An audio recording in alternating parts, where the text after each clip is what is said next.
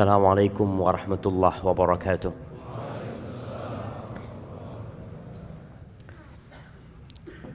Alhamdulillah Rabbil alamin. Segala puji bagi Allah, Rabb, pemilik, pencipta, pengatur alam semesta ini. Indonesia hanya bagian kecil dari kerajaan Allah Azza wa Jalla. Bumi tempat kita berdiri di atasnya itu milik Allah Azza wa Jalla.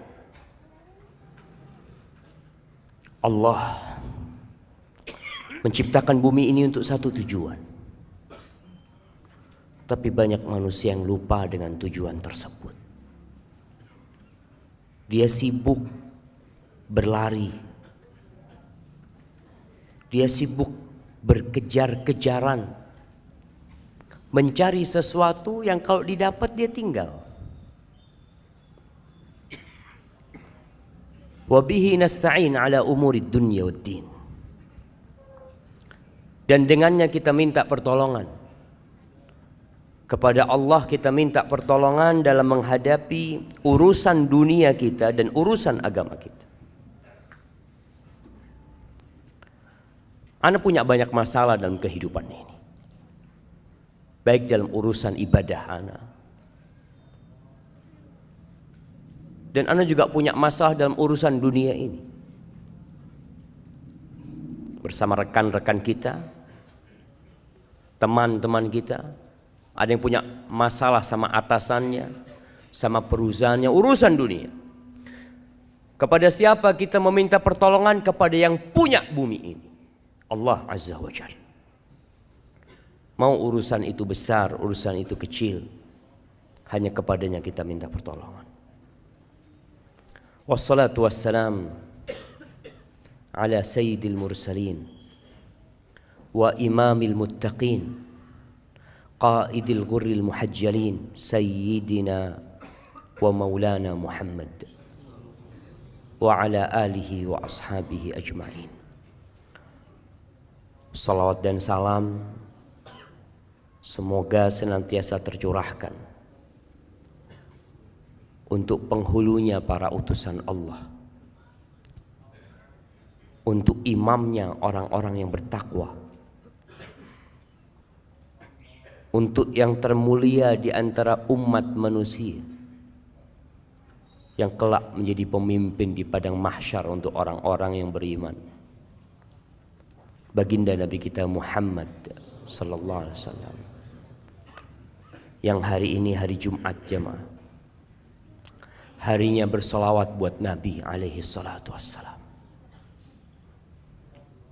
Sebelum matahari terbenam nanti, antum sekarang ini lagi ribut urusan apa? Urusan ngitung. Urusan ngitung.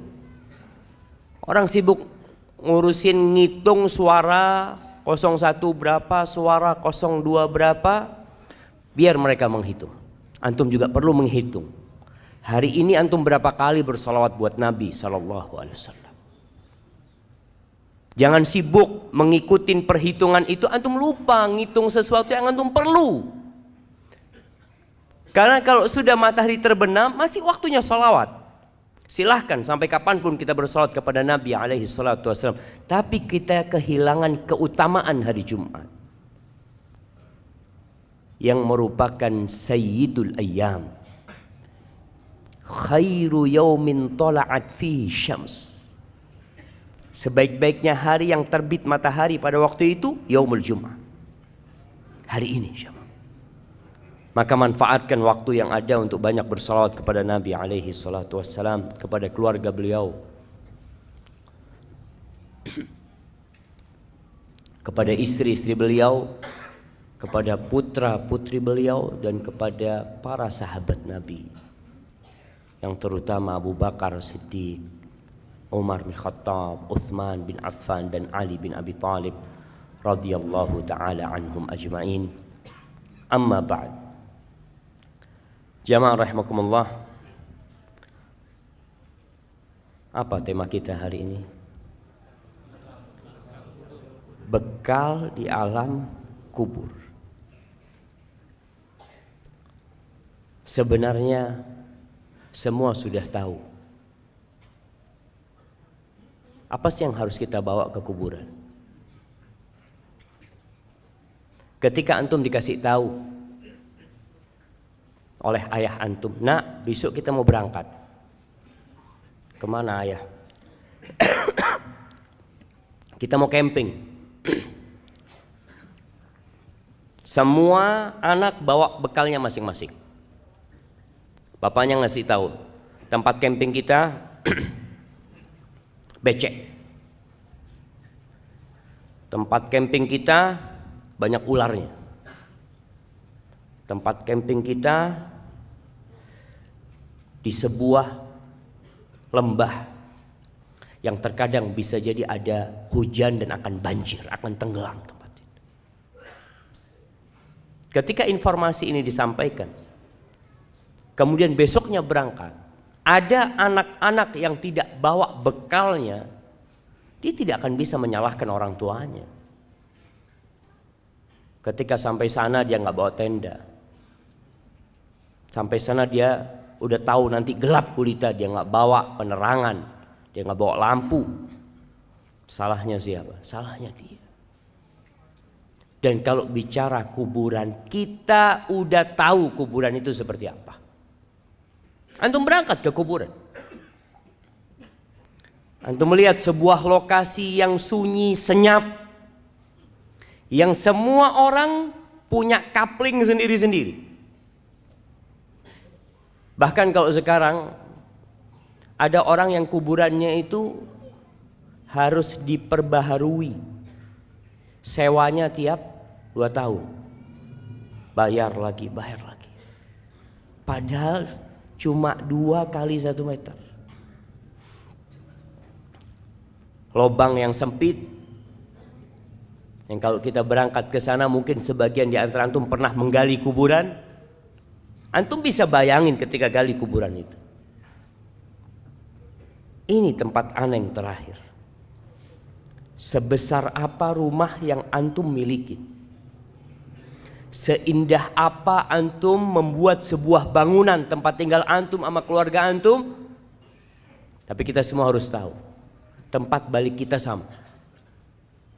Mau orang paling kaya di muka bumi ini, mau orang paling berkuasa di Indonesia ini, jabatannya paling tinggi di negeri kita, presiden, yang sekarang semua berebut untuk jadi presiden, nanti akhirnya akan ada di lubang itu, sama dengan tukang sampah.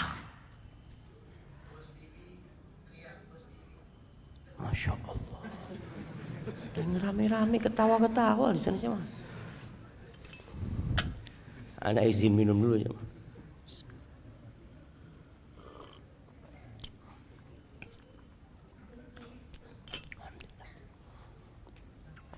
Orang yang paling kaya, yang naik Mercy, naik mobil paling mahal, nanti sama dengan orang paling miskin di muka. Dia akan ada di tanah sana. Itu kuburan. Nggak ada yang nemenin, sama. Orang kaya mati, akankah ada ajudan dia yang ikut tinggal di kuburan?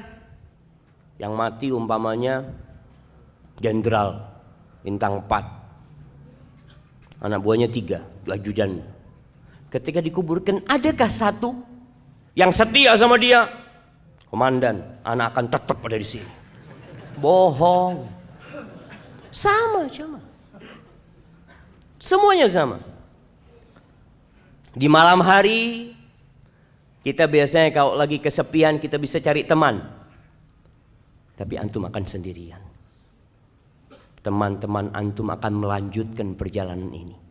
Dan suatu hari langkahnya akan berhenti dan ikut bersamamu di alam kubur sana. Jamaah rahimakumullah.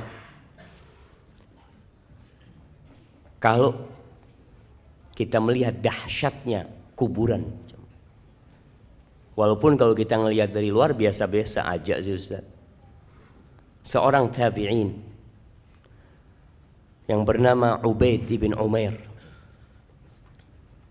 dia pernah berkata, innal qabra la yaqulu, kuburan itu akan berbicara. Kita tahu bahwasanya jari-jari kita akan berbicara. Tempat-tempat sholat kita akan menjadi saksi.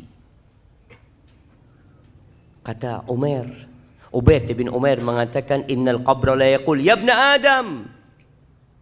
Dia akan mengatakan kepada anak Adam, wahai anak Adam, madza a'datta li? Apa yang sudah engkau persiapkan untuk aku? Alam ta'lam anni baitul ghurbah. Apakah engkau enggak tahu aku ini rumah pengasingan? Wa baitul wahdah, rumah tempat sendirian engkau di sini nantinya. Wa baitul akala wa baitud dud, tempat serangga-serangga, tempat cacing, segala macam. Ini loh kuburan. Dia ngasih tahu sama kita apa yang kau persiapkan. Kalau kita lihat manusia sibuk membangun rumahnya, kamarnya, jangan rumahnya, dia punya rumah. Oke, biasa rumahnya, dia punya kamar, dia hiasin, dia bikin keramik khusus, dia pasang wallpaper, tiap tahun diganti wallpapernya, dia pasang AC, karena dia ingin nyaman di situ. Dan kuburan udah kasih tahu, aku ini tempat sendirian, nggak ada siapa-siapa engkau di sini. Engkau persiapkan apa yang kau persiapkan untuk sendirian di sini? An Abdullah bin Ubaid bin Umair qal, ini anaknya Ubaid bin Umair mengatakan, balagani, telah sampai kepada aku, annal mayyit yuq'adu fi hufratihi, bahwa seorang mayit itu didudukkan di kuburannya dan dia mendengar suara orang-orang yang mengantarkan dia pulang. Masya Allah. Mati lampu.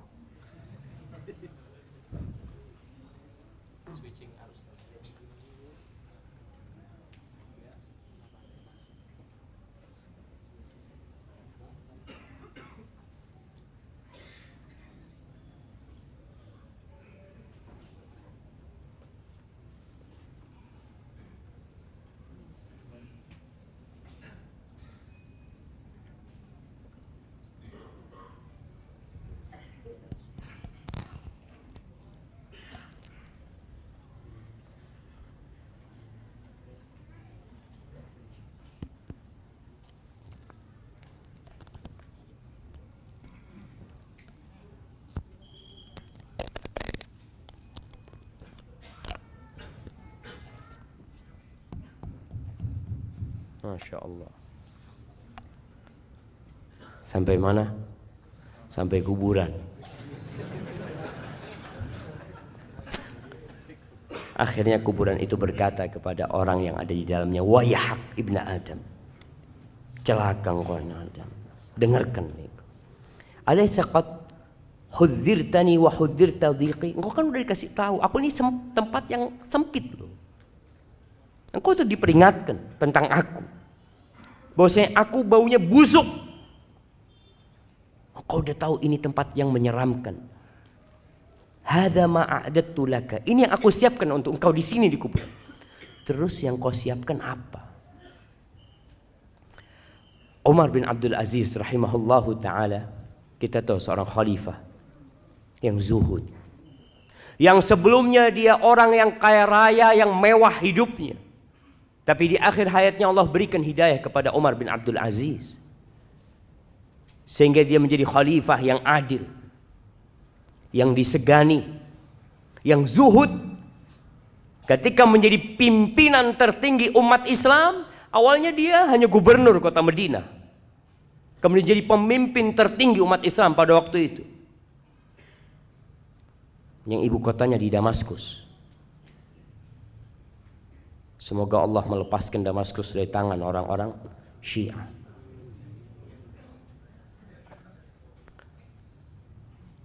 ketika dia jadi khalifah, dia pernah berkata kepada pejabat-pejabat negara yang biasa duduk sama dia. Dia mengatakan kepada salah satu di antara mereka, "Ya fulan, laqad bittul laila." Aku tadi bermalam atafakkar fil qabri wa sakinihi. Aku bertafakkur, memikirkan tentang kuburan dan orang yang tinggal di kubur. Innaka law ra'aital mayyit ba'da thalathin fil qabr. Engkau kalau melihat kondisi mayit setelah 3 hari di kuburan, lastauhashta min qurbihi ba'da tulil unsi minka binahiyatihi. Engkau akan ketakutan untuk dekat sama orang itu setelah 3 hari. Padahal ketika hidup engkau kepingin dekat sama dia, duduk sama dia. Tapi setelah dia mati 3 hari, bongkar kuburannya, akan tercium aroma yang begitu menyengat. Mungkin akan melihat belatung-belatung yang ada. Engkau tidak akan lagi mau dekat sama dia. Padahal dulu teman baikmu dia. Wala ra'aita baitan tajulu fihil hawam. Engkau akan melihat sebuah rumah yang penuh dengan binatang-binatang, dengan serangga-serangga. Wa yajri fihi sadid. Akan ada nanah yang mengalir. Wa takhtarikud didan. Dan cacing itu, ulat itu keluar masuk, belatung keluar masuk dari tubuh dia. Ma'a taghayyurir raiha. Dan aromanya yang tidak nyaman. Wa balal akfan. Kafannya juga sudah rusak. Ba'da husnil hay'ah. Padahal sebelumnya rupa dia bagus. Wa tibir rih, aromanya wangi. Wa naqa'is thawb, biasanya kalau datang bajunya bagus orang ini. Datang kajian kita tahu, Masya Allah bajunya bagus, bisa duduk di sampingmu. Setelah mengatakan itu Umar bin Abdul Aziz, dia pingsan. Pernahkah antum memikirkan kuburan itu? Rasulullah sallallahu alaihi wasallam dalam hadis riwayat Tirmizi mengatakan, "Ma ra'aitu manzaran qat illa wal qabru afdha minhu."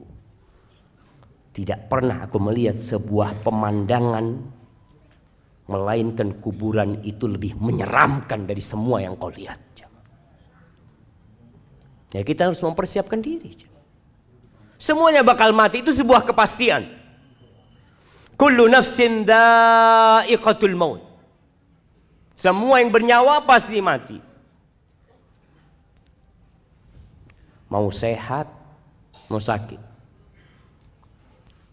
Jangan antum memikirkan bahwasanya antum belum waktunya. Nggak usah, ana sehat saat. Alhamdulillah. Kira-kira kapan antum mati? Wallahu a'lam. Tapi masih lama kayaknya. Antum ada orang lagi fitness, mati di tempat fitness. Ada orang lagi nyanyi, yang dia mungkin berpikir akan tobat di akhir umurnya, mati di atas panggung dia. Ada seorang yang menjadi biduan, antum pernah lihat? Jangan lihat tapi. Nah, ada seorang biduan, ana nggak ngelihat, ana baca. Bener. Ada seorang biduan yang nyanyi bersama ular kobra. Digigit mati di atas sana. Ana yakin dia nggak memikirkan akan mati di tempat itu. Dia ingin mati dalam kondisi yang baik. Dia ingin mati dalam kondisi sedang kajian. Semua orang, insya Allah yang fitrahnya masih baik, ada keinginan untuk berubah dan mati husnul khotim. Semua ingin. Tapi siapa yang tahu jemaah? Maka ketahui tidak ada pemandangan yang lebih menyeramkan kalau antum memikirkan lebih dari kuburan. Wallahi jemaah. Suatu hari ada orang menjumpai Umar bin Abdul Aziz. Dia masuk ke tempatnya Umar bin Abdul Aziz. Dia heran melihat wajah Umar bin Abdul Aziz. Sudah kurus ya. Yang dulu tampan, yang dulu segar bugar. Kelihatannya udah. Karena capek beribadah Umar bin Abdul Aziz dan ngurusin umat. Akhirnya orang ini takjub dengan pemandangan ini. Kenapa kok kayak gini gitu dia. Apa kata Umar bin Abdul Aziz? Ya fulan, dia mengatakan, sekarang engkau heran melihat wajahku, kondisiku seperti ini.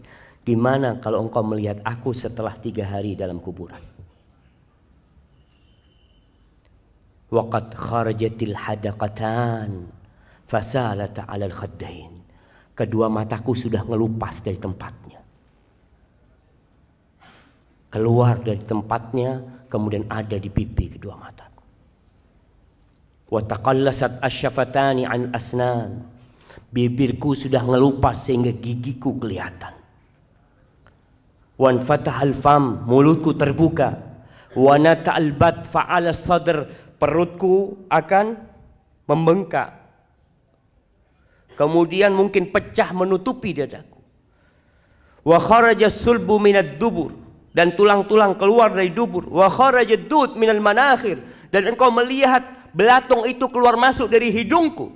Engkau akan lebih heran daripada apa yang kau lihat sekarang ini. Oleh antum harus memikirkan pemandangan itu.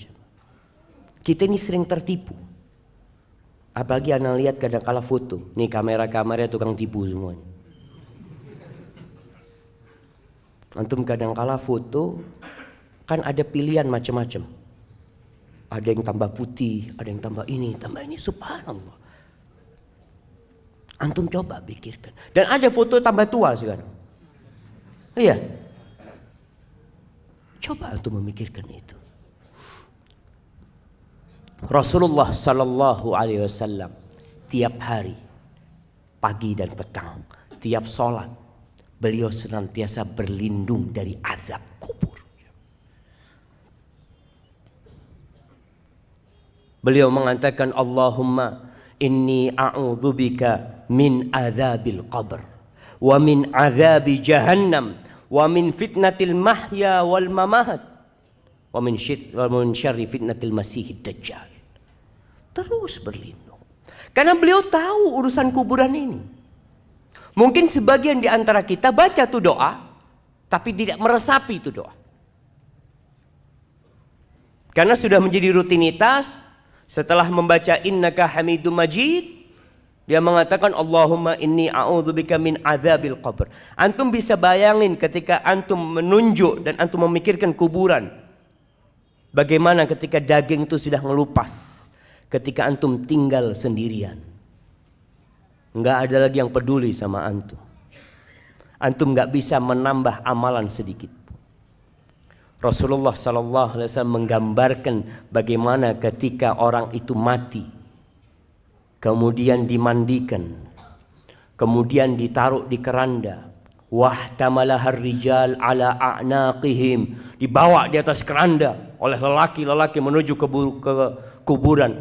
Apa yang terjadi dengan orang yang ada di dalam sana? Kalau dia orang yang soleh, yang dia sudah mempersiapkan kuburannya, yang dia sudah pasang AC di kuburannya, dia udah luaskan kuburannya, dia akan mengatakan qaddimuni, qaddimuni, kata dia, cepat letakkan aku di tempatku, segera. Karena dia tahu dia telah mempersiapkan kuburan dia.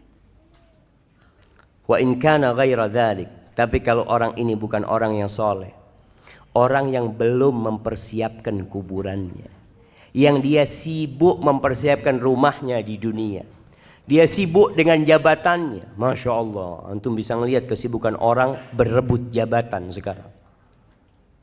Kalau lupa dia dengan kuburannya, orang itu akan berteriak mengatakan, ya wailaha, aina yadhhabuna biha. Celaka nih orang-orang, mau dibawa kemana jenazah itu? Mau dibawa kemana tubuhku itu? Kenapa? Karena dia tidak memikirkan kuburannya. Sebagian orang bangun kuburan, setelah mati dibangun kuburannya. Kuburannya dikasih atap. Ya, biar nggak kehujanan dalam ya. Kesian dibohongin bapaknya sama anaknya. Dikasih ini, ayah, anak belikan marmer yang bagus. Apa gunanya buat ayahnya? Antum harus pikirkan gimana ayahmu di dalam sana, luas kuburannya. Oh kalau gitu Ustaz, ana mau beli tanah 1 hektar lah buat kuburan ayah. Tetap kuburan ayah 1x2. Walaupun tanahnya 1 hektar. Tetap. Antum pikir orang-orang sekarang di Jakarta yang punya kuburan-kuburan besar, apa namanya? Sandiago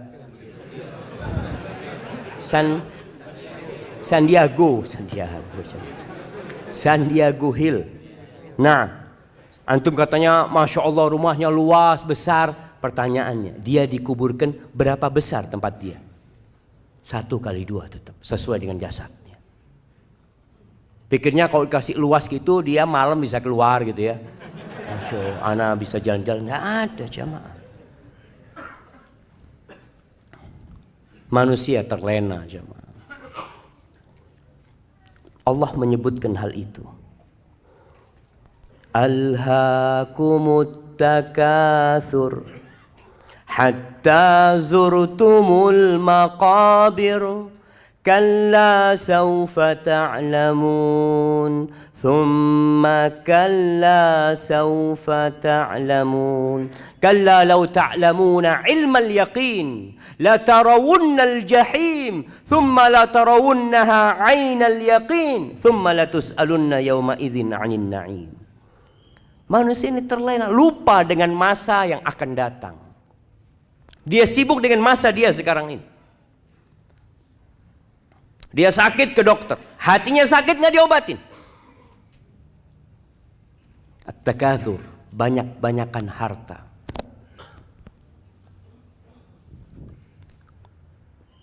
Mencari kekayaan boleh, silahkan. Antum bekerja, mencari dunia tapi untuk akhirat. Namun yang namanya takatsur ini akan sampai suatu titik antum itu sudah nggak butuh sama duit. Antum kalau buka berangkas besi antum lihat rekening antum sudah cukup sampai umur antum 100 tahun. Tapi kenapa terus cari duit? Kalau orang berpikir cukuplah, ana mau istirahat, mau beribadah. Duitnya ini cukup, ana punya duit 1 triliun. Kira-kira cukup buat berapa tahun 1 triliun? Kalau tiap bulan antum habis 1 miliar, anggap 1 miliar antum. 1 tahun 12 miliar. 10 tahun 120 miliar. Cukup lah. Berapa tahun jemaah? 80 tahun kira-kira. Nah, antum sekarang umurnya sudah 60 tahun. Antum coba mikir, cukup sudah. Tapi orang itu alhaakumut takatsur. Terus bermewah-mewahan. Berbanyak-banyakan harta. Boleh antum jadi orang kaya. Dan ana harap semua yang di masjid ini jadi orang kaya tapi bertakwa. Dia capek dari pagi sampai sore cari fulus.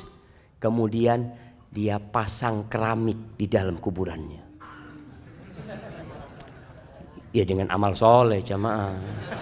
Jangan antum pasang keramik sekarang ya anak udah cukup. Aduh kayaknya kurang bagus. Boleh pasang TV di sana. Antum kalau orang soleh kuburannya itu maddal basar. Kita itu senang nonton jamaah, senang melihat yang indah-indah. Allahu Akbar. Anak kadang kala pegang HP sama anak-anak, melihat tempat-tempat yang indah, ya Allah bagus banget. Nanti antum di kuburan itu akan dibukakan jendela, antum bisa melihat surga Allah Subhanahu Wa Taala. Datang aroma-aroma yang wangi, jamaah. Kalau antum mempersiapkan untuk itu, jamaah.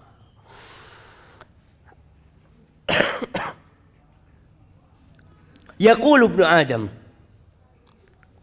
anak manusia ini berkata, mali, mali, mana hartaku, mana hartaku? Engkau tahu hartamu itu yang mana?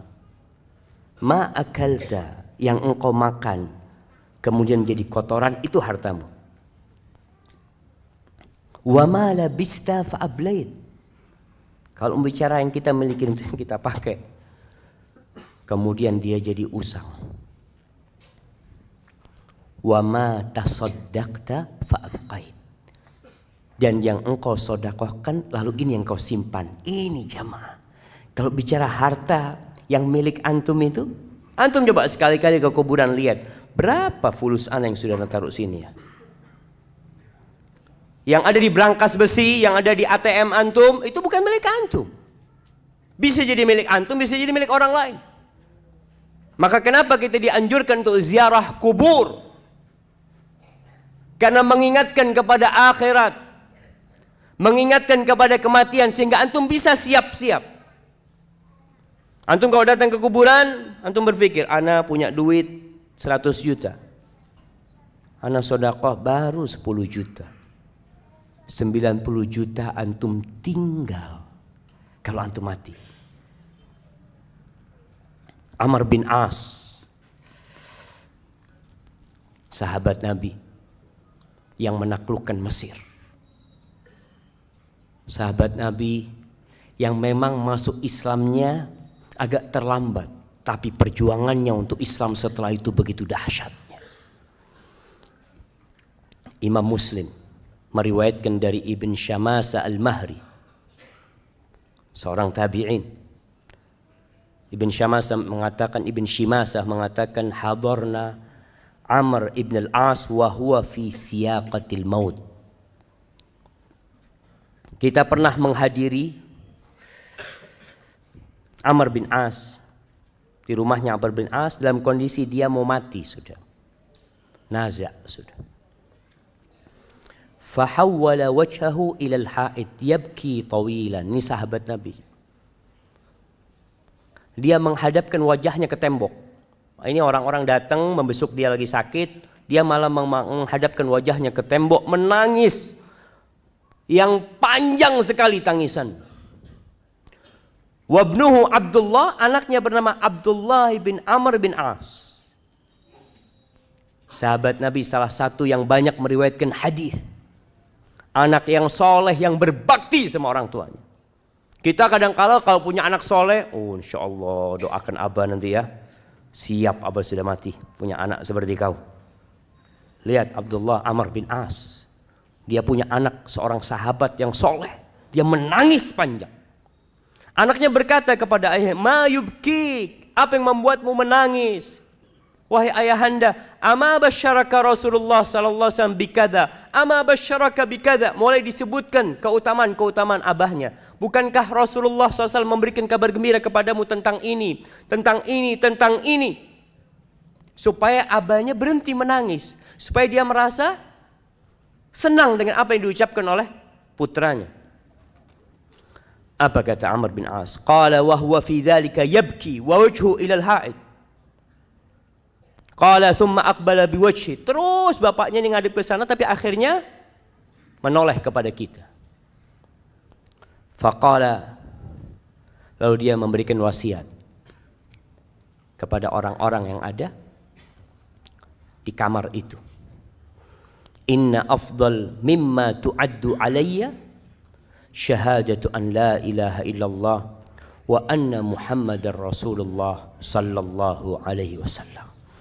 Sesungguhnya yang paling mulia yang dipersiapkan untuk aku, yang aku persiapkan itu adalah syahadat la ilaha illallah dan Muhammad Rasulullah SAW. Ini memang bekal utama seorang untuk kematian.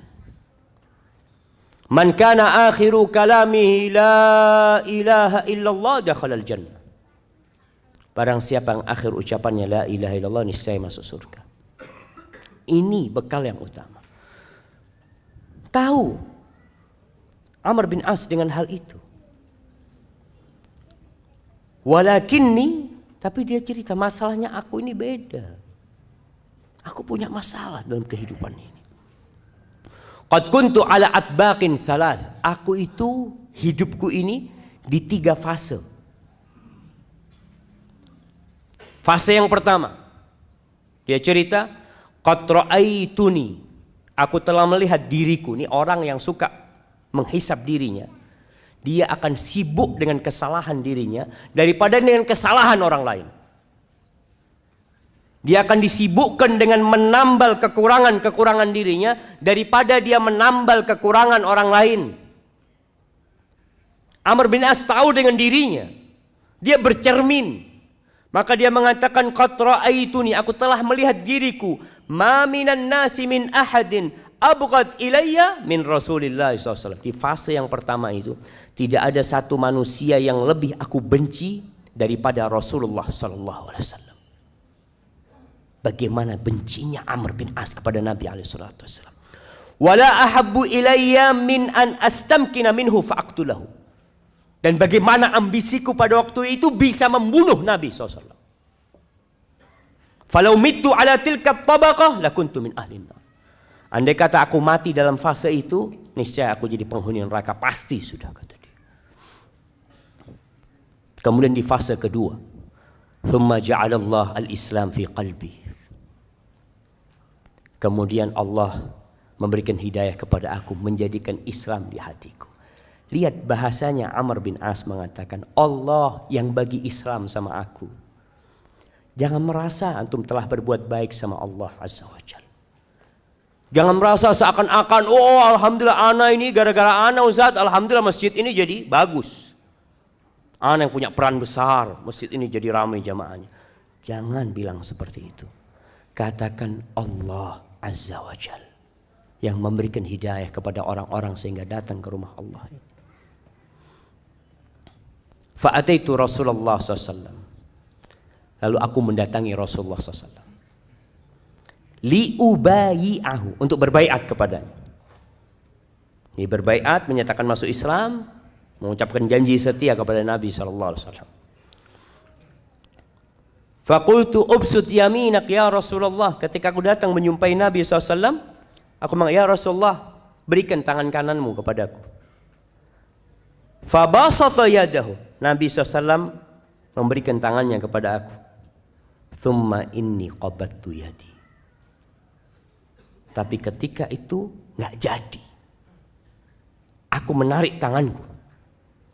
Nggak jadi bersalaman dengan Nabi SAW. Faqala malak ya Amr. Kenapa engkau? Kok engkau urungkan niatmu? Faqultu aradtu an ashtarit. Aku mau kasih persyaratan. Ini orang mau masuk Islam mau kasih persyaratan. Subhanallah. Kenapa? Dia tahu siapa dirinya. Dia tahu kejahatan-kejahatan yang pernah dia lakukan. Maka Amr mengatakan, ditanya sama Nabi SAW, tashtaritu madza? Apa syaratmu? Kata Amr bin As, ashtaritu an yughfarali. Syaratnya diampuni dosa-dosaku. Syaratnya diampuni dosa-dosaku. Karena Amr bin As berpikir, kalau aku masuk Islam tapi dosaku yang masa lalu, yang aku ingin membunuh Nabi SAW tidak diampuni, apa gunanya aku masuk Islam? Maka ketika orang masuk Islam, hendaklah masuk Islam dengan berpikir tentang agama Allah ini. Jangan merasa sekali lagi berbuat baik kepada Islam, tapi Islam yang telah memberikan kebaikan kepada kita. Lalu Nabi SAW mengatakan kepada Amr,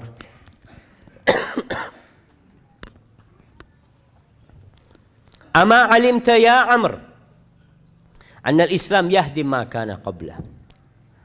Wahai Amr, apa engkau enggak tahu kalau seorang dengan masuk Islam, semua dosa-dosa dia dihapuskan. Wa anna al-hijrata tahdi ma kana qabla, dan hijrah itu menghancurkan dosa-dosa masa lalu. Hijrah dengan fisiknya, hijrah dengan hatinya. Dosa-dosa masa lalu dia selesai. Wa annal hajj yahdim ma kana qabla. Haji itu juga sebuah amalan yang menghapuskan dosa-dosa yang sebelumnya. Lalu Amr bin As menyebutkan tentang dirinya lagi.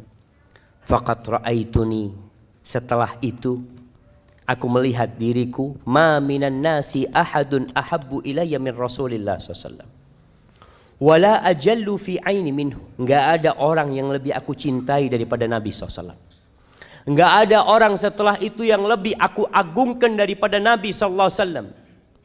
Walau su'iltu wala ajallu fi aini minhu. Di mataku enggak ada orang yang lebih agung, yang lebih wibawa daripada Nabi SAW.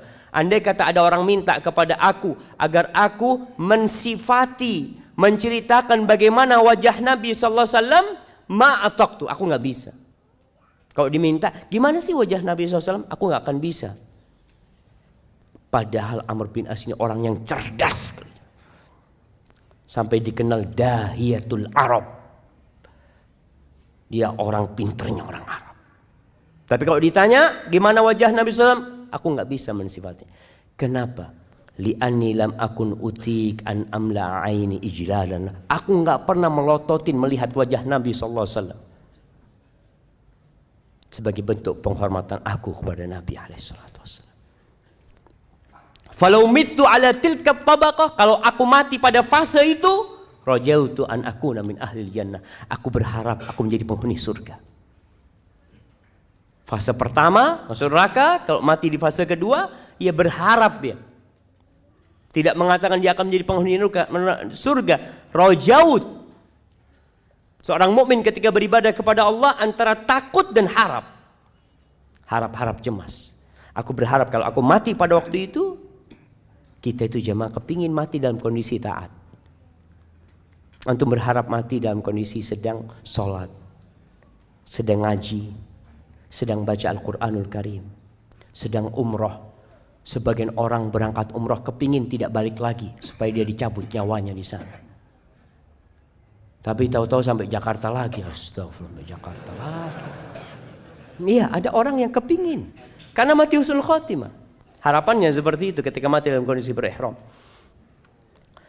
Thumma wullina asya' ba'd. Setelah itu, ini yang aku takutkan. Setelah meninggalnya Rasulullah SAW, kita dikasih kekuasaan. Ini buat para penguasa, para pejabat, apa saja kekuasaanmu. Biasanya orang kalau duduk di jabatannya mulai berubah. Yang awalnya di soft pertama, akhirnya jadi imam buat orang-orang masbuk. Jadi imam dia, tapi khusus buat orang-orang masbuk. Allahu Akbar. Wulitu asya' ba'd falastu adri ma ana fiha au ma hali. Aku enggak tahu kondisi aku ketika aku menjabat. Jadi gubernurnya Mesir Amr bin As. Subhanallah. Amr bin As ini jamaah. Kalau antum baca sejarah Amr bin As, pada waktu menyerang Mesir, di perjalanan itu dia berhasil menghadang rombongan anaknya Muqawqis, Raja Mesir pada waktu itu. Putrinya itu dikirim ke Palestina untuk menikah dengan salah satu raja Romawi. Nama putrinya Romunusa apa? Dengan emas, dengan macam-macam dikirim untuk ke sana karena sudah dinikahkan.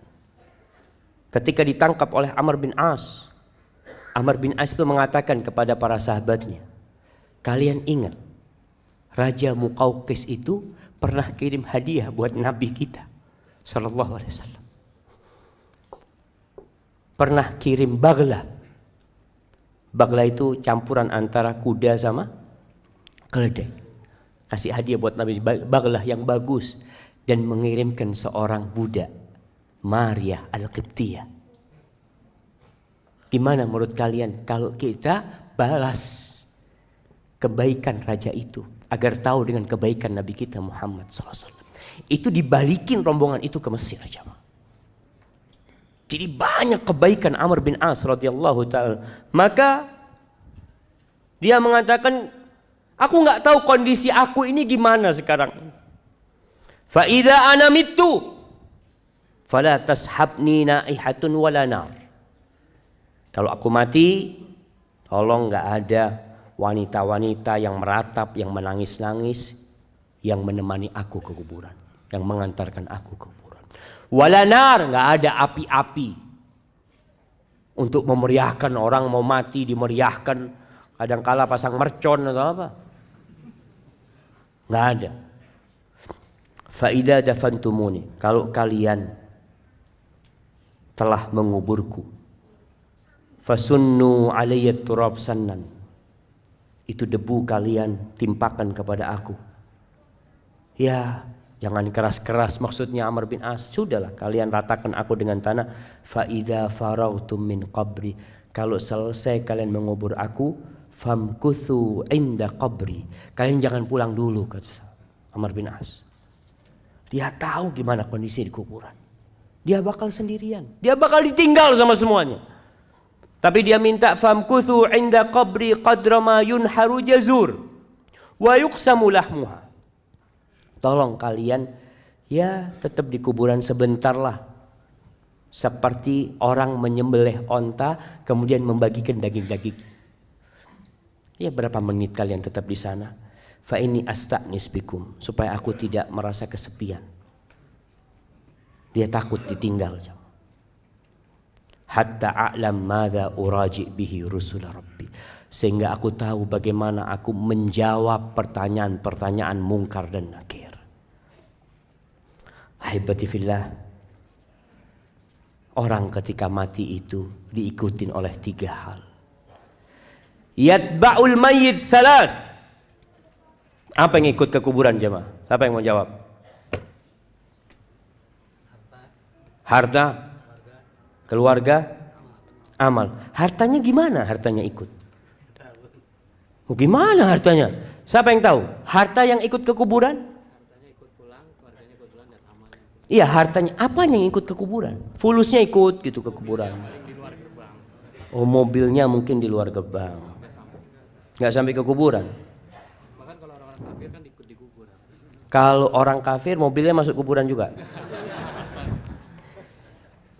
Barakallahu fikum. Nah, para ulama ketika berbincang harta kok bisa ikut sih? 3 yang ikut. Yarji'u isnan wa yabqa wahid. Yang 2 balik ke rumah, yang 1 tinggal sama antum. Yatba'uhu ahluhu. Keluarganya ikut. Jelas kalau keluarganya ikut. Ingat perempuan-perempuan, ana masih ngelihat di daerah Jabodetabek ini, kalau ngubur jenazah perempuan-perempuan itu ikut ke kuburan. Nggak usah lah. Antum anti bagi perempuan tinggal di rumah. Rasulullah SAW pernah melihat wanita-wanita di jalan ke kuburan. Ditanya sama Nabi SAW, kalian ikut memandikan jenazah? La. Kalian ikut mengangkat jenazah? La. Kalian ikut ngubur jenazah? La. Irji'na ma'zurat, kalian pulang bawa dosa. Ngapain kalian ke kuburan? Kalau ternyata kalian tidak ngapa-ngapain di sana. Yang ada nangis-nangis ya di kuburan. Akhirnya pingsan, orang nggak ngurusin jenazahnya, ngurusin istrinya ini. Apalagi kadangkala, subhanallah, perempuan ini jamaah. Semoga Allah memberikan hidayah kepada perempuan-perempuan dan kepada antum juga semua, pada kita semuanya. Anak kadangkala, Allahu a'lam, Allah yaghfir lana dzunuban. Melihat perempuan di kuburan itu masih pakai lipstik. Astagfirullah. Mau ke kuburan pakai lipstik jemaah. Kadangkala. Maka keluarganya ikut, anaknya ikut, pamannya ikut, keponakannya ikut, masya Allah. Sebagian anak ya, nasihat anak buat anak yang tinggal di luar kota, kalau orang tuanya meninggal dunia, suruh kuburkan segera tanpa nunggu antum.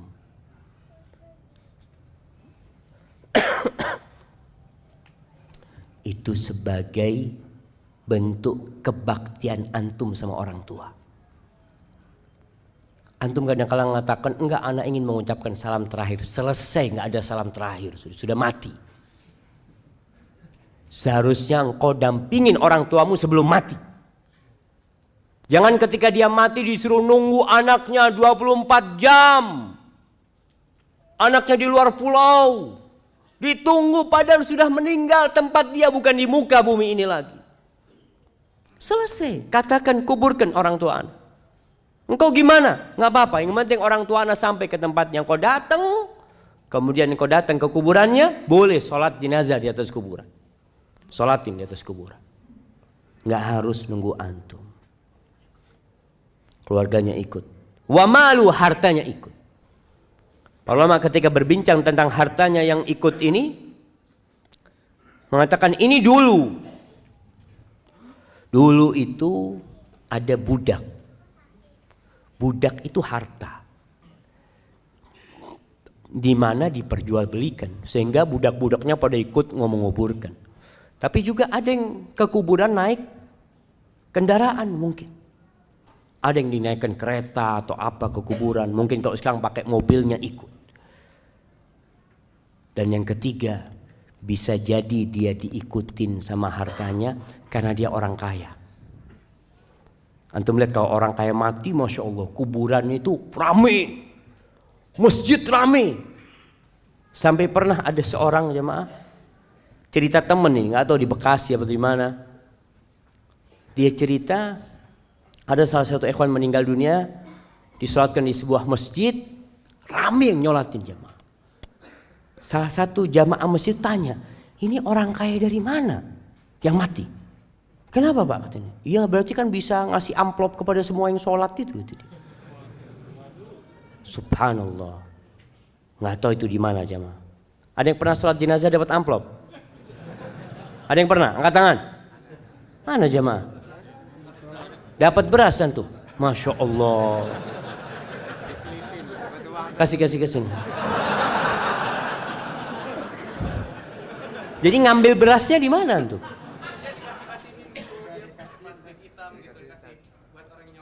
Buat orang yang nyolatin, Masya Allah. Ada yang dapat fulus? Masya Allah. Dapat berapa tuh? Dapat berapa? 50? 30, Masya Allah. Kasih hadiah. Antum terima?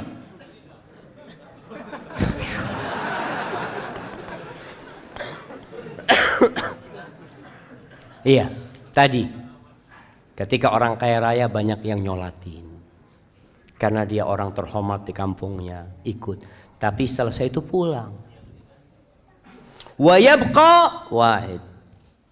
Yang tinggal di kuburan itu tinggal satu, yaitu amalan dia. Ketika orang-orang pergi, amalan itu akan datang sama dia. Kalau dia orang soleh, amalan itu datang dalam wujud seorang manusia yang tampan, wajahnya indah, pakaiannya bagus. Dia perlu teman di kuburan sana. Lalu ditanya sama orang yang sudah di kuburan, man anta? Wajhuka alladhi ya'ti bil khair. Wajahmu ini wajah orang baik gitu loh. Dan bajumu baik, kata dia. Kata orang ini, ana amaluka saleh. Aku amal solehmu, kata dia. Kemudian kuburan yang sempit itu yumaddu lahu maddal basar. Dibentangkan sepanjang mata memandang, lebih luas daripada rumah dia di muka bumi. Kalau orang punya rumah, ya rumahnya masih tertutup tembok ya, tapi di kuburan sepanjang mata memandang luas dia. Kemudian dibukakan tadi jendela, dia melihat ini tempatmu di surga, kata dia. Lalu orang soleh ini akan mengatakan, dauni, biarkan aku kasih kabar kepada keluargaku supaya nggak nangis lagi mereka sudah. Katilah, engkau tinggal di sini, selesai sudah urusanmu dengan dunia. Tapi kalau amalnya amal soleh, amal toleh, amal buruk, sama juga akan diam di situ. Datang seorang dengan wajah yang menyeramkan, dengan aroma yang busuk. Lalu orang ini di kuburan melihat orang itu ketakutan, mengatakan, man anta? Kamu siapa kamu? Wajahmu wajah yang mendatangkan keburukan, aromamu busuk. Apa kata orang ini? Ana amaluka taleh. Aku amalanmu. Engkau dulu yang beramal aku seperti ini. Lalu kuburan itu disempitkan buat dia. Dan dibukakan jendela menuju ke neraka. sehingga datang kepada dia panasnya neraka itu. Lalu orang ini mengatakan, Rabbi la tuqimis sa'a, ya Allah jangan didirikan kiamat ya Allah. Karena dia tahu kalau kiamat terjadi maka dia akan masuk ke sana. Ahibati fillah, apa yang perlu kita amalkan agar kuburan kita jadi raudhatun min riyadil jannah, dari taman-taman surga, menjadi sebuah taman yang indah. Selama kita hidup kita harus mempersiapkannya. Maka secara global semua amal soleh, jadilah antum orang yang semangat mengamalkan semua amal kebajikan. La tahqiranna minal ma'rufi syai'an. Jangan pernah meremehkan amal soleh walaupun kecil menurut antum. Walau antalqa akhaka biwajhin taliq, walaupun engkau hanya berjumpa dengan saudaramu dengan wajah yang berseri-seri. Ini buat teman-teman yang udah ngaji. Antum setelah ngaji itu seharusnya senyum antum lebih banyak kepada tetangga, kepada rekan-rekan antum, supaya masyarakat di kampung itu merasakan antum nih jadi baik sekarang setelah hijrah. Jangan cuma pasang jenggot terus matanya mulai melototin. Nah ini kayaknya masuk neraka. Antum jadi astagfirullah. Antum siapa antum? Maka tunjukkan kepada orang kalau antum orang yang penuh dosa, sehingga antum tawadhu, tidak melihat orang lain melainkan antum mengira orang itu lebih baik dari diri antum, sehingga antum akan berbuat baik sama orang lain. Senyum, apa saja amal kebajikan. Lihat sampah antum buang, orang kampung jadi lihat antum ini masya Allah, kalau fulan datang jalan itu bisa bersih. Bawa sapu nggak apa-apa, antum sapu. Ini satu amalan yang mungkin buat antum ringan. Ana masih ingat dengan sebuah cerita di Jogja sana jemaah. Seorang ustadz yang cerita. Ada seorang wanita tua habis asar itu dia ke musola dekat rumahnya. Di depan musola itu ada pohon mangga atau pohon apalah. Lupa waktu itu satu cerita. Jadi perempuan tua ini datang membawa tongkat yang ujungnya ada pakunya. Dia itu datang ke musola, di halaman musola, dia tusukin itu daun mangga itu, daun apa lupa. Ditusukin satu persatu, lalu dibuang ke sampah sampai bersih. Remaja masjid bingung sama wanita tua ini. Kenapa wanita tua ini kok nggak bawa sapu aja ya? Disapu kan lebih cepat. Akhirnya suatu hari sebelum perempuan itu datang sama remaja masjid disapu itu daun. Bersih pelataran masjid ini. Wanita tua itu datang menangis dia jamaah. Menangis orang itu. Bingung akhirnya remaja masjid, kenapa ya Allah, apa yang sudah kita lakukan? Ibu-ibu kan seharusnya gembira gitu loh, nggak capek-capek lagi nyapuin gitu kan. Seharusnya jazakallah khair udah selesai, makasih banyak. Apa kata ibu tua ini? Ana itu dengan setiap daun yang ana ambil itu, ana bersolawat buat Nabi SAW. Mungkin orang nggak tahu jamaah, tapi Allah tahu dengan amalan antum.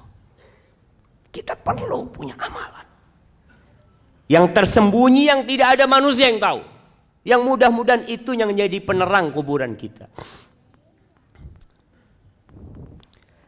Di antara amalan yang bisa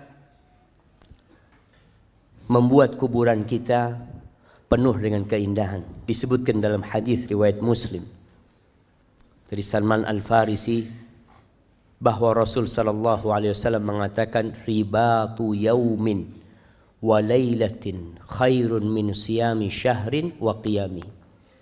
Seorang yang berjihad di jalan Allah, yang menjaga perbatasan-perbatasan negeri Islam, dia berjaga-jaga di sana, itu lebih baik daripada dia puasa sebulan penuh, qiyamul lail sebulan penuh.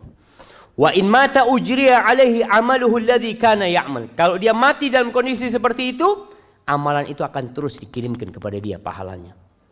wa ujriya alaihi rizku, rizkinya akan disampaikan kepada dia, wa aminal fattan, dan dia akan selamat dari fitnah kubur nanti. Kemudian termasuk yang menyelamatkan dari azab kubur adalah orang yang mati syahid, di mana dia tidak akan difitnah di kubur. Cukup pedang-pedang yang terhunus yang mungkin menyebabkan dia takut dan kaget, itu menjadi fitnah dia di dunia, sehingga di kuburan dia akan diselamatkan. Kemudian membaca sebuah surat yang terdiri dari 30 ayat. Masya Allah. Al-Mulk, Masya Allah, kirimkan ke sana. Kata Nabi SAW, 30 ayat tashfa' li sahibiha hatta ghufira lahu. Ada 30 ayat yang akan memberikan syafaat kepada orang tersebut sehingga orang itu diampuni dosa-dosanya, yaitu suratul Mulk. Dianjurkan dibaca tiap malam. Antum baca suratul Mulk. Ada orang baca surat supaya kaya. Ini supaya anak dapat fulus banyak ini. Ingat, orang yang beramal untuk dunia Allah kasih. Allah kasih. Antum sodakoh untuk sembuh, Allah sembuhkan antum. Boleh, silakan. Tapi jangan cuma minta dunia. Mintalah akhirat, jamaah. Antum baca Quran, yakini dengan setiap huruf itu 10 kebaikan. Kemudian dengan setiap ayat itu seperti antum, Masya Allah, mendapatkan seekor onta yang gemuk. Dan untuk pahala antum di akhirat, insya Allah dunia ini Allah akan berikan kepada antum. Tapi kalau antum minta dunia, ya sudah dikasih urusan dunia, akhirat nggak dapat apa-apa. Karena antum memang hanya meminta dunia. Maka berusaha untuk memperbanyak amal soleh. Ziarah kubur. Sekali-kali antum datang ke kuburan. Sehingga antum di sana bisa berpikir, apa yang sudah ana persiapkan? Sudah berapa banyak bekal antum? Antum jangan berbangga dengan tubuh antum yang indah. Yang perempuan, yang kadangkala selalu memoles wajahnya. Ingat, nanti kedua matamu akan keluar dari matamu. Pipimu yang indah akan lobang berisi belatung. Perutmu semua juga akan penuh dengan kotoran. Hingga hal itu membuat kita mempersiapkan diri. Apa yang akan kita lakukan? Karena Rasul SAW mengatakan, Aksiru dzikra hadhimil ladzat. Kalian banyak-banyak mengingat pemutus kelezatan. Pemutus kelezatan, yaitu kematian. Hadza wallahu a'lam bishawab. Itu yang bisa saya sampaikan pada kesempatan kali ini. Semoga mendorong kita di bulan Sya'ban ini untuk banyak-banyak beramal soleh, untuk bertobat kepada Allah atas dosa-dosa yang kita lakukan. Baik. Namanya ada pertanyaan yang sudah dijawab dalam penjelasan tadi. Ustaz, bagaimana hukumnya kalau kita diwasiatkan untuk menguburkan orang tua di kota A, sedangkan saat ini orang tua kita tinggal di kota B yang jaraknya 6-8 jam perjalanan dari kota A? Apakah mengikuti wasiat itu atau dikuburkan di tempat tinggalnya? Jazakumullah khair. Gak apa-apa, wasiat itu selama tidak bertentangan dengan agama boleh dilaksanakan. Kalau ada orang meninggal dunia di Jakarta umpamanya, dia wasiat tolong ana dimakamkan di Mekah umpamanya.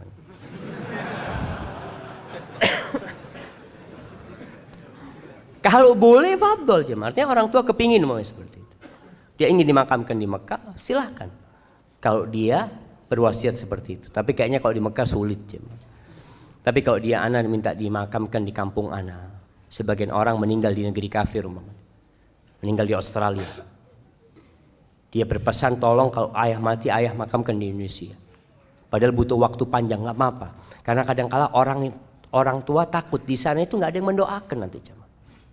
Jarang yang mendoakan. Makanya kenapa kalau kita meninggal dunia berusaha untuk dikuburkan di tempat yang banyak orang soleh di sana. Dengan harapan banyak yang mengucapkan salam ke sana. Karena salamnya orang itu bukan hanya buat keluarganya, tapi buat semua yang mati. Assalamualaikum ya ahlad diyar.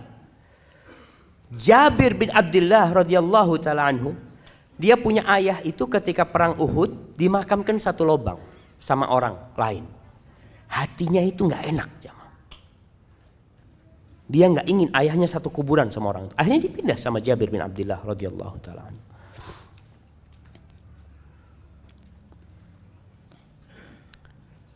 Allahu akbar. Ustadz, bagaimana hukumnya main game? Tapi aktor gamenya perempuan yang pakai bajunya tank top. Apa boleh Ustadz? Astagfirullah. Masa perlu ditanyakan apa boleh jemaah? Enggak boleh lah. Astagfirullah. Main game aja jemaah. Ini termasuk yang melalaikan. Termasuk yang melalaikan jamaah. Antum bisa bayangin kalau orang Indonesia main game, tutup Indonesia ini jamaah. Nah, dapat apa dia main game? Sehat Ustaz, alhamdulillah Ustaz. Anak periksa ke dokter itu jempol anak sehat. Ustaz. Jempolnya doang yang sehat. Nah, wallahi bahaya game ini jamaah. Seharusnya dihilangkan game itu. Rabi ibn Khusaim pernah anaknya minta izin sama putrinya, mengatakan, ayah aku mau main, ngomong sama ayahnya, anakku ngomong yang baik lah, jangan ngomong mau main.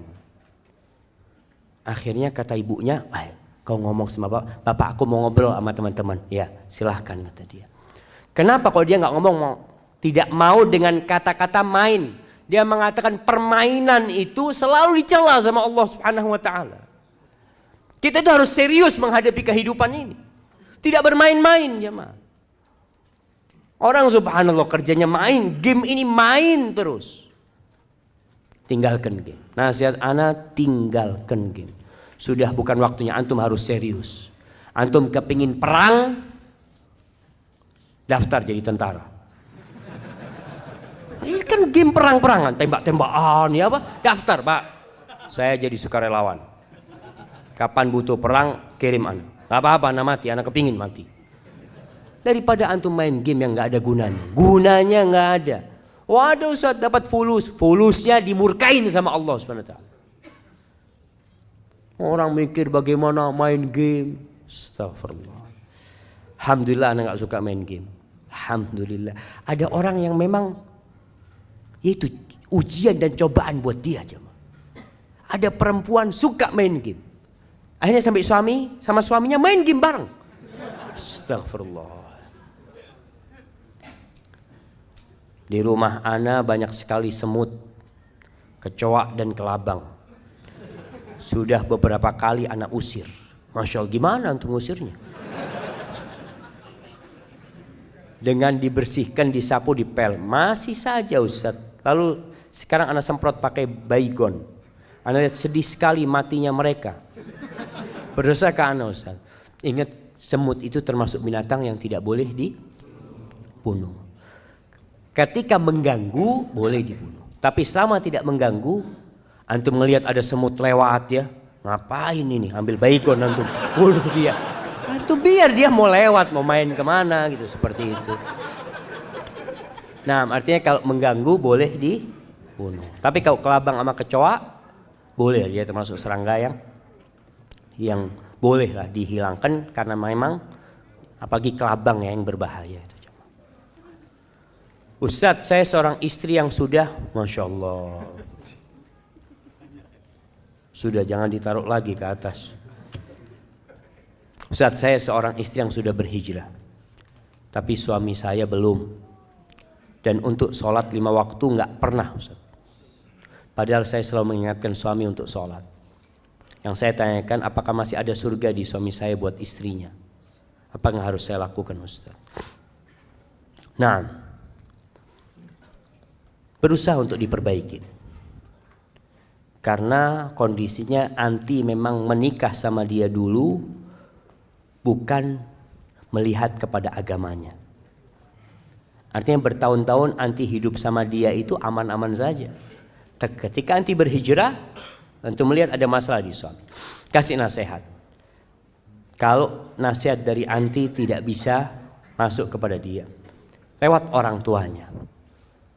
Kalau sudah nggak mungkin kasih nasihat, anti boleh gugat cerai. Gugat cerai. Sebagian ulama dalam mazhab Hambali berpendapat orang yang meninggalkan sholat, full sama sekali tidak sholat, sudah kafir. Sehingga pernikahannya sudah batal secara otomatis. Itu dalam sebagian mazhab Hambali. Karena orangnya dianggap murtad. Tapi dalam mazhab Syafi'i tidak. Dia masih muslim tapi yang melakukan dosa besar. Engkau punya hak untuk cerai. Mudah-mudahan dengan engkau gugat cerai, kalau ditanya apa masalahnya, masalahnya dia nggak sholat. Kalau dia sholat, aku tidak akan gugat cerai. Maka insya Allah dengan cara itu semoga suamimu dapat hidayah. Artinya tujuannya itu supaya suami berubah. Barakallahu fikum. Dan bagaimana azab kubur bagi orang yang berselingkuh dan berzina. Dan apabila bertobat bagaimana cara agar tetap istiqamah. Rasulullah SAW ketika Isra Mi'raj beliau melihat azab kubur. Khususnya buat orang-orang yang berzina. Beliau melihat ada lelaki dan wanita di dalam tungku. Kayak di dalam tungku jamaah yang atasnya sempit, bawahnya lebar. Kayak gentong gitu jamaah. Yang atasnya sempit.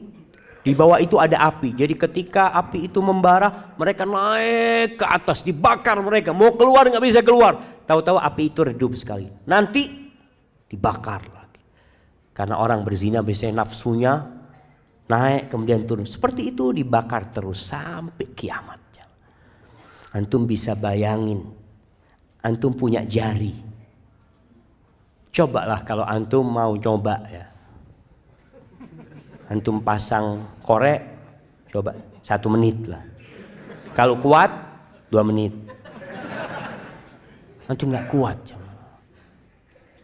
Orang-orang yang kurang imannya, mereka lah yang akhirnya melakukan dosa zina. Sehingga Nabi SAW mengatakan la yazni zani wa huwa mu'min. Tidaklah seorang berzina dalam kondisi berzina dia beriman. Imannya itu keluar aja. Ketika dia melakukan perzinahan itu. Karena kalau dia beriman, dia dilihat sama Allah Azza wa Jalla ketika melakukan perzinahan itu. Dan Allah murka dengan perbuatan itu. Ingat jemaah, ada suatu hari yang semua akan dibongkar. Walaupun istrimu nggak tahu, suamimu nggak tahu, orang satu kampung nggak tahu, tapi Allah tahu dengan perbuatan tersebut. Dan azab kubur menanti sebelum nanti diazab pada hari kiamat. Na'udzubillahi minan nar. Assalamualaikum Ustaz.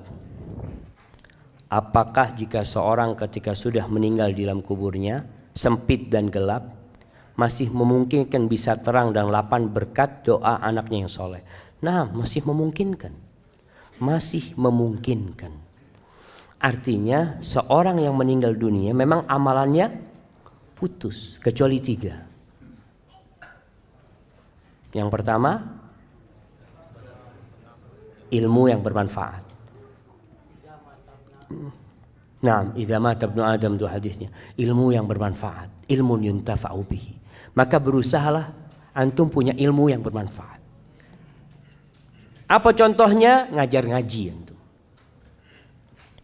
Artinya antum yang bisa ngaji berangkat ke masjid, saya mau ngajar ngaji. Nggak apa-apa sudah, orang-orang tua mau belajar sama saya mau ngajar ngaji. Atau ilmu umum yang bermanfaat, yang orang itu dapat manfaat dari ilmu tersebut.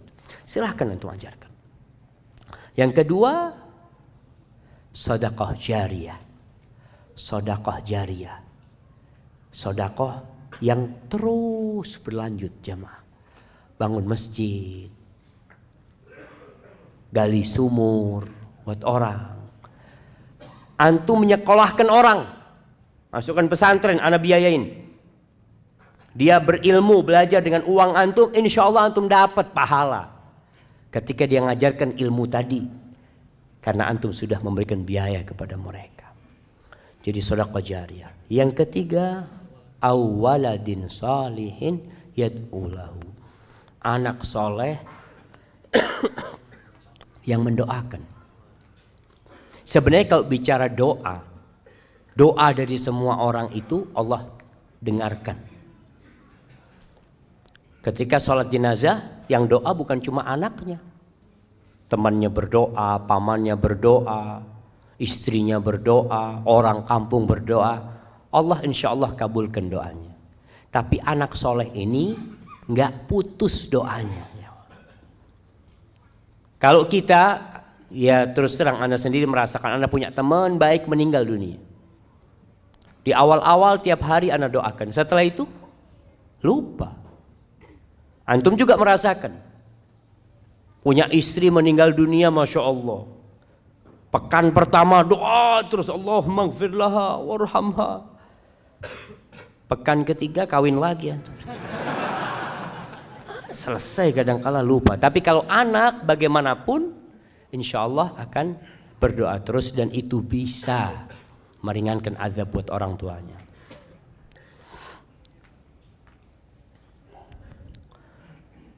Bagaimana caranya agar di dalam pembicaraan tidak ada unsur ujub? Sebab Ustadz, saya adalah seorang guru yang suka ditanya tentang hal agama atau nasihat. Lalu saya menjawab sesuai kapasitas ilmu agama yang saya miliki. Saya takut dalam penjelasan kepada orang yang bertanya itu saya ada unsur ujub yang saya tidak sengaja. Taib, ujub ini adalah berbangga dengan diri sendiri. Antum takjub dengan diri sendiri, lupa sama Allah Azza wa Jalla. Makanya ketika antum menjawab pertanyaan kepada orang, antum sampaikan, terakhir antum katakan wallahu alam, ana nggak tahu ya, bisa jadi jawaban ana benar, mungkin ana salah. Allah yang maha tahu. Artinya sandarkan kepada Allah subhanahu wa ta'ala. Jangan akhirnya seperti Qarun yang bangga dengan dirinya. Antum, oh saya ini memang mahasiswa teladan, makanya bisa jawab semua pertanyaan. Masya Allah. Akhirnya ujub. Sehingga antum ketika menjawab berusaha untuk menunjukkan bahwasanya ini yang ana tahu, wallahu a'lamnya. Bisa jadi yang ana sampaikan itu salah. Jadi untuk menghindari ujub itu memang kita diperintahkan untuk melihat kepada kekurangan-kekurangan kita. Yang mungkin hafal Quran 30 juz, coba engkau lihat berapa kali engkau berbuat dosa tiap hari. Yang mungkin ketika menjadi ustadz, menjadi khotib, menjadi imam, suaranya indah, bagus. Ingat ketika engkau sendirian berapa banyak dosa yang engkau kerjakan. Sehingga ketika itu hilang rasa ujub dari dirimu. Karena engkau punya banyak dosa sebenarnya. Barakallahu fikum. Jamaah, anak izin minum dulu jamaah.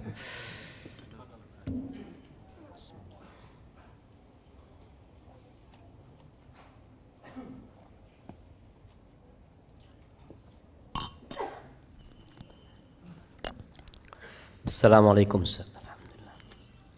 Qadarullah. Ibu ana sudah tidak bersama kami 7 tahun yang lalu karena sakit diabetes dan sudah komplikasi. Alhamdulillah semasa hidupnya rajin ibadah dan baik kepada siapa saja, namun belum kenal sunnah. Bapak ana bercerita sebelum meninggal ibu ana merasa kesakitan kakinya dan mengucapkan istighfar, lalu minta dipijat oleh bapak ana. Setelah itu tiba-tiba ibu ana tidak sadarkan diri, langsung meninggal di hadapan bapak ana. Bapak ana kaget, lalu refleks memeluk ibu ana dan mencium aroma wangi keluar dari telinganya. Apakah aroma tersebut adalah ruh ibu ana yang keluar dari jasadnya? Mengapa tercium aroma wangi dari telinganya? Apakah meninggalnya ibu ana termasuk husnul khotimah? Jamaah, memang orang yang soleh ketika keluar itu dalam bau yang wangi sekali. Malaikat-malaikat itu membawa kafan-kafan dari surga yang wangi. Ruh itu keluar ditangkap oleh malaikat, dibawa ke langit. Setiap lewat itu mereka mengatakan siapa ini, wangi banget aromanya. Kemudian dikembalikan ke bumi. Jadi wallahu a'lamnya, berkaitan dengan ruh ini, orang-orang ketika bertanya tentang ruh kepada Nabi SAW, Allah mengatakan qulir ruh min amri rabbi. Ruh itu urusan Rabbku. Jadi mungkin ada kejadian-kejadian di dunia ini, orang yang melihat azab kubur ditampakkan, atau dia melihat nikmat kubur, mungkin dia melihat. Tapi wallahu a'lam bishawab, kita tidak bisa memastikan hal itu. Kadangkala ada orang kafir, kalau antum lihat ya di film-film dulu itu kafir tersenyum matinya, tapi wallahu alam kita nggak tahu. Maka kita serahkan kepada Allah Azza wa Jal. Kalau tadi abah antum mencium aroma wangi dari telinga ibu antum, semoga ibu antum husnul khatimah ya. Karena sebagaimana antum sebutkan tadi, dia termasuk orang yang baik. Hadza wallahu a'lam bishawab. Ustaz, bagaimana cara menghilangkan, mengurangi ngambek, kesal pada suami? Saat teringat akhirat dan alam kubur, ana takut jadi istri yang tidak taat. Na'udzubillah. Tapi ana suka kesal dan ngambek bila ada yang kurang berkenan. Bagaimana cara menguranginya? Nabi SAW sudah memberikan tips kepada kita, yaitu melihat kepada kelebihannya, melihat kepada kebaikannya. Kalau anti melihat kepada kekurangannya, semua punya kekurangan. Sebagian wanita mengatakan, aduh anak kepingin menikah sama fulan baik, menikah sama fulan. Dia tahu ternyata suaminya punya banyak kekurangan. Solusinya anti melihat kepada kebaikan dia. Kekurangan samalah anti punya kekurangan. Suamimu bukan malaikat dan engkau bukan bidadari. Dan lihatlah kepada kekurangan dirimu. Masya Allah. Kayaknya udah suruh berhenti anaknya semua.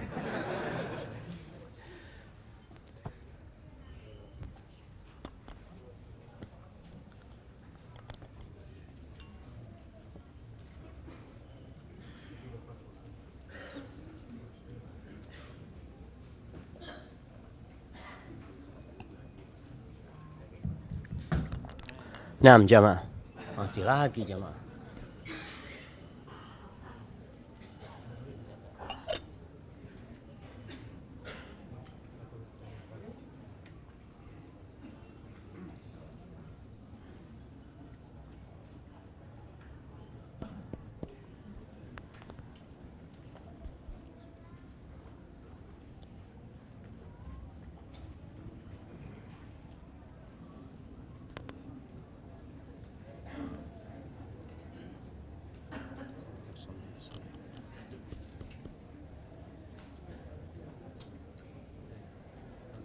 Penutup lah, masa tutup.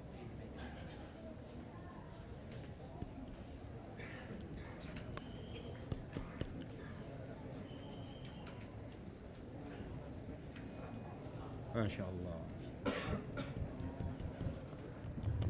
Nah, jadi lihatlah kepada kelebihannya, yang lihat kepada kekurangannya. Semoga dengan cara itu kita juga lihat kita juga banyak dosa lah. Semoga itu menghibur diri kita. Ini pertanyaan terakhir. Assalamualaikum Ustaz. Semoga Allah memberi rahmat untuk Ustaz. Amin. Apa hukumnya tidak menghadiri pernikahan walaupun kita diundang? Anak kemarin gak hadir di sebuah pernikahan karena anak suka akhwat tersebut, Ustaz. Tapi anak gak kuat lihat dia ijab qabul sama yang lainnya. Allahu Akbar jamaah. Nah, ini pertanyaan menarik sekali jemaah. Artinya antum diundang dengan oleh saudara antum, antum datang. Wajib datang kalau tidak ada halangan. Tapi kalau antum takut pingsan di sana umpamanya, ngerepotin orang banyak ya nggak usah hadir. Karena kadang-kala ada perasaan bener nggak tahan lah jemaah. Antum ngelihat ketika namanya fulan itu calonnya mengatakan qabil tu nikah tazwija bil mah, takut antum melakukan tindakan-tindakan yang maka mungkin ada ada uzur antum untuk tidak hadir di sana. Tapi yang jelas begini, takdir Allah itu indah. Ketika antum cinta dengan seseorang, maka antum cinta kebahagiaan buat orang itu. Kalau bicara cinta tidak harus memiliki. Tapi bagaimana orang itu berbahagia dengan orang yang dia cintain, antum akan bahagia. Dan semoga Allah memberikan kepada antum ganti yang lebih baik dari itu perempuan. Dengan cara seperti itu. Hadza wallahu a'lam bishawab. Itu yang bisa saya sampaikan pada kesempatan kali ini. Apabila benar itu dari Allah Azza wa Jal, kalau ada yang salah dan kurang berkenan itu dari diri anak pribadi, Allah dan Rasulnya terbebaskan dari kesalahan itu. Jamaah ada sisa waktu untuk berdoa, untuk berselawat kepada Nabi sallallahu alaihi wasallam. Jangan sia-siakan waktu yang ada. Subhanakallahumma bihamdika asyhadu an la ilaha illa anta astaghfiruka wa atubu ilaik. Wassalamualaikum warahmatullahi wabarakatuh.